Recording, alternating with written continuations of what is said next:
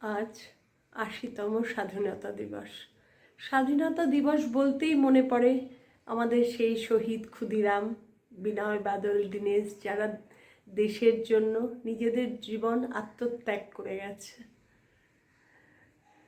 এই কথা মনে পড়লে চোখের জল আটকে রাখা যায় না আজও। যাই হোক, সেই দিন আমরা পার করে আজ আমরা স্বাধীন। সেই স্বাধীনতার দিনে আমার একটা ছোট্ট নিবেদন আছে, তোমাদের শোনাবো। আমি তো আবৃত্তি ছাড়া কিচ্ছু জানি না। আবৃত্তি আমি এত ভালোবাসি, আমার ধ্যান জ্ঞান আর মানে সব কিছুতে এতদিন নিজে চর্চা করতে পারিনি সংসারে মেয়েদের বড় করার জন্য।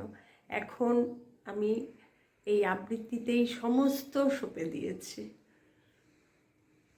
আমি শোনাচ্ছি। ছোট্ট নিবেদন, কবিগুরু রবীন্দ্রনাথ ঠাকুরের বঙ্গমাতা।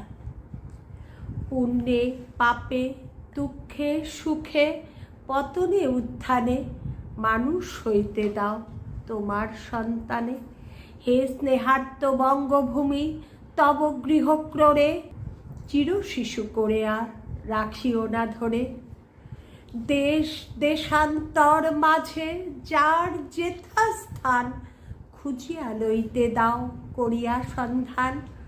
প্রাণ দিয়ে দুঃখ সয়ে আপনার হাতে সংগ্রাম করিতে দাও ভালো মন্দ সাথে। শীর্ণ শান্ত সাধু তব পুত্রদের ধরে দাও সবে গৃহ ছাড়া লক্ষ্মী ছাড়া করে। 7 কোটি সন্তানের হে মুগ্ধ জননী, রেখেছ বাঙালি করে মানুষ করনি।